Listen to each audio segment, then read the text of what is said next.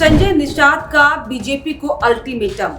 2027 के खेवनहार वाले पोस्टर से क्या संकेत, फूलपुर में कांग्रेस ने क्यों मचाई खलबली। नमस्कार, स्वागत है आपका। इंडिया 27 देख रहे हैं आप और मैं हूं आपके साथ लता।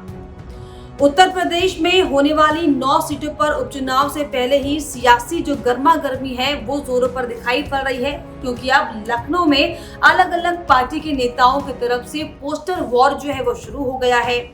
अभी हाल ही में अखिलेश यादव को 27 का सत्ताधीश के तौर पर जो है पोस्टर समाजवादी पार्टी की तरफ से लगाए गए थे, तो वहीं अब एनडीए के घटक दल के निषाद पार्टी के नेता यानी कि संजय निषाद की तस्वीर के साथ जो है बीजेपी की धड़कनों को बढ़ाने वाले क्या पोस्टर उत्तर प्रदेश में लगाए गए हैं, इसका आज हम जिक्र करेंगे। दरअसल उत्तर प्रदेश में 9 सीटों पर होने वाली उपचुनाव को लेकर हालांकि खींचतान चाहे इंडिया गठबंधन हो या फिर एनडीए गठबंधन हो, दोनों ही दलों में दिखाई पड़ रहा था। लेकिन अब जिस तरीके से लगातार खुलेआम चुनौती देने वाले पोस्टर जो उत्तर प्रदेश की सियासी गलियारों में लगाए जा रहे हैं, दरअसल ये कई तरह की कहानियों को बयां करता है। हालांकि हाल ही में उत्तर प्रदेश के लखनऊ में हमने देखा था कि अखिलेश यादव को सीएम के तौर पर प्रोजेक्ट करने की कोशिश की गई थी, लेकिन अब जिस तरीके से संजय निषाद के 27 के खेवनहार के नाम को लेकर जो पोस्टर उत्तर प्रदेश के लखनऊ में लगाए गए हैं, ऐसे में अब सियासी गलियारों में ये हलचल होनी शुरू हो चुकी है कि क्या संजय निषाद की एक खुली चुनौती बीजेपी को है। क्या बीजेपी पर दबाव बढ़ाने के लिए संजय निषाद की तरफ से इस तरीके से पोस्टर लगाए गए हैं। क्या बीजेपी को अपना राजनीतिक कद दिखाने के लिए संजय निषाद की पार्टी की तरफ से उन्हें खेवनहार बताते हुए बीजेपी को आगाह करने की कोशिश की गई है। दरअसल उत्तर प्रदेश के लखनऊ में एक पोस्टर संजय निषाद को लेकर जो है एक होर्डिंग लगाई गई है, जो कि लगातार अब चर्चा का विषय बनी हुई है। कार्यालय के बाहर डॉक्टर संजय निषाद की तस्वीर वाली होर्डिंग में सत्ता के खेवनहार लिखा हुआ है। निषाद पार्टी एनडीए की सहयोगी पार्टी है और होर्डिंग में ऊपर एक तरफ UP CM Yogi Adityanath, PM Modi, Amit Shah और राजनाथ सिंह की तस्वीर लगी हुई है। वहीं दूसरी तरफ यूपी बीजेपी अध्यक्ष यानी कि भूपेंद्र चौधरी और दोनों डिप्टी सीएम केशव प्रसाद मौर्य और ब्रजेश पाठक की तस्वीर भी साझा की गई है। निषाद पार्टी के राष्ट्रीय प्रवक्ता अजय सिंह की भी तस्वीर इस होर्डिंग में साफ साफ दिखाई पड़ती है।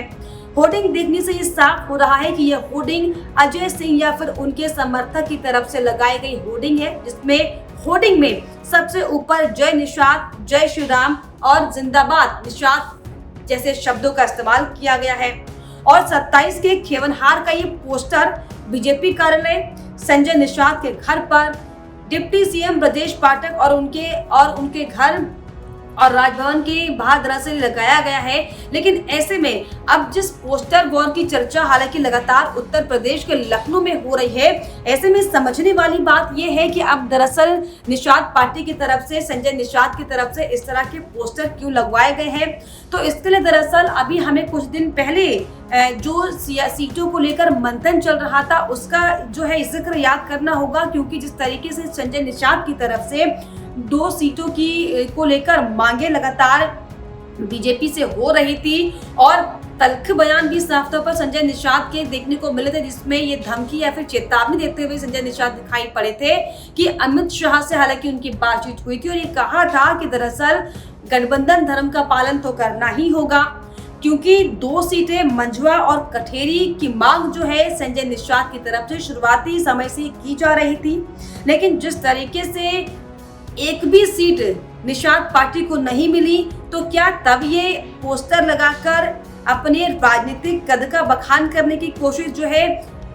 संजय निषाद की तरफ से की गई है। क्योंकि जिस तरीके से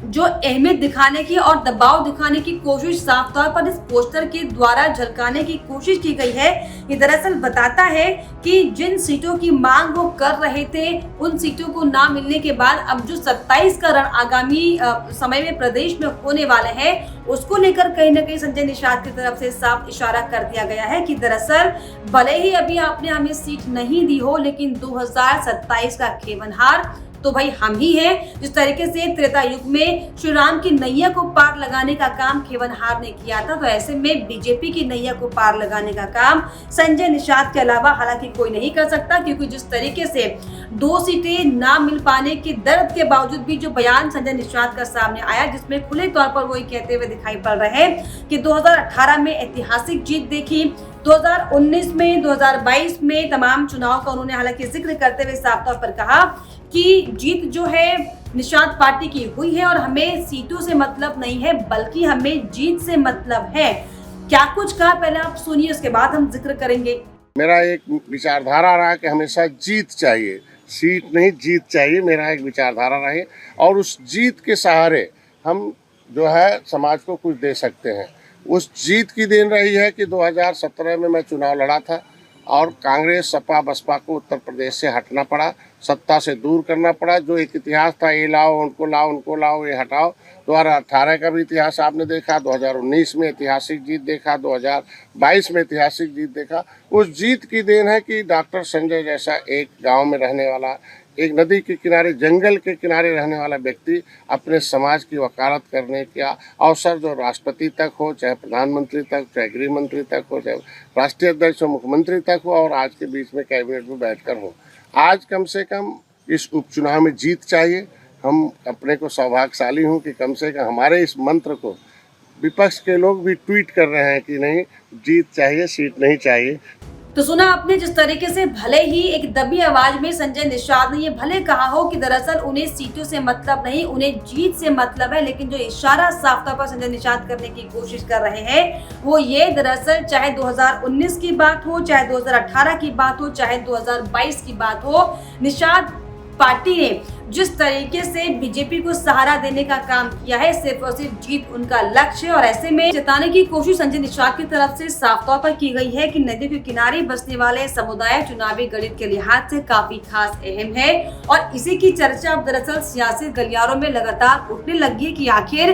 क्या जो पोस्टर वॉर के जरिए अपनी अपनी बातों को कहने का जो समय इस समय राजनीतिक पार्टियों को मिला हुआ है, इसका पूरा जो है फायदा उठाया जा रहा है। फिर चाहे बात समाजवादी पार्टी की हो या फिर संजय निषाद की हो, तो वहीं दूसरी तरफ अब लगातार जो है कांग्रेस पार्टी की तरफ से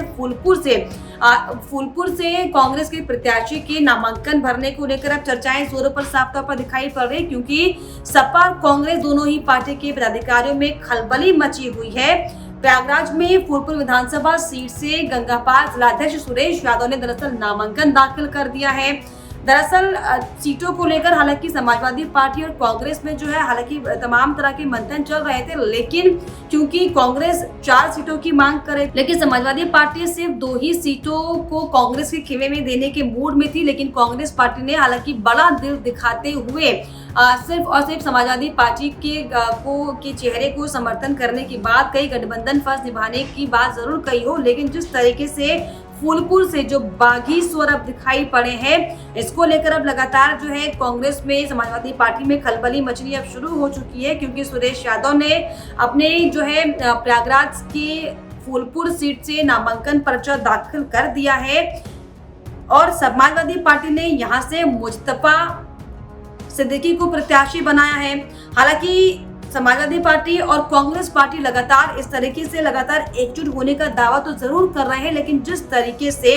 जिलाध्यक्ष ने पर्चा दाखिल किया है, सभी जो स्तब्ध हो गए। ऐसे में ये देखने वाली बात होगी कि अब जो है कांग्रेस के जिस प्रत्याशी की तरफ से पर्चा दाखिल किया गया है वो क्या अपना नामांकन पर्चा वापस लेते हैं या फिर चुनाव में ताल ठोकते, हालांकि आने वाला वक्त बताएगा। लेकिन जिस तरीके से उत्तर प्रदेश में उपचुनाव की जो है